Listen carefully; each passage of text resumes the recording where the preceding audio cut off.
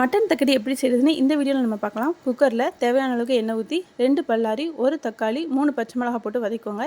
இது நல்லா வதங்கின பிறகு 2 ஸ்பூன் இஞ்சி பூண்டு பேஸ்ட்டு, குட்டி ஸ்பூனுக்கு 2 ஸ்பூன் பட்டை பொடி, தேவையான அளவுக்கு குழம்பு மிளகாய் பொடி, மல்லிப்பொடி சேர்த்து வதக்கிக்கோங்க. இதில் மட்டன் போட்டு தேவையான அளவுக்கு உப்பு போட்டு தண்ணி ஊற்றி குக்கரில் விசில் அடிக்க விடுங்க. இதே நேரத்தில் இன்னொரு பாத்திரத்தில் தண்ணி வச்சு பச்சரிசி மாவு வறுத்த மாவை நம்ம இடியாப்பத்துக்கு பிசைகிற மாதிரி உப்பு சேர்த்து பிசைஞ்சு எடுத்துக்கோங்க. பிசைஞ்ச மாவை இந்த மாதிரி சின்ன சின்ன கொலக்கட்டைகளாக தட்டி வச்சுக்கோங்க.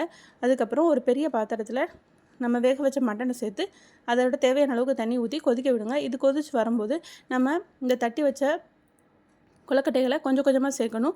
ஒவ்வொரு பாட்டாக சேருங்க. கொஞ்சம் வெந்த பிறகு அடுத்து கொஞ்சம் கொலக்கட்டை, இதே மாதிரி நம்ம ஃபுல்லாக போட்டு கம்ப்ளீட் பண்ணி முடித்த பிறகு தேங்காயை அரைச்சி ஊற்றி ஒரு 2-3 நிமிஷம் கொதிக்க விட்டு இறக்குனீங்கன்னா சுவையான மட்டன் தக்கடி ரெடி. இந்த வீடியோ உங்களுக்கு பிடிச்சிருந்துச்சுன்னா என்னோடய சேனலை சப்ஸ்கிரைப் பண்ணுங்கள், உங்கள் ஃப்ரெண்ட்ஸ்களுக்கு ஷேர் பண்ணுங்கள். தேங்க்யூ.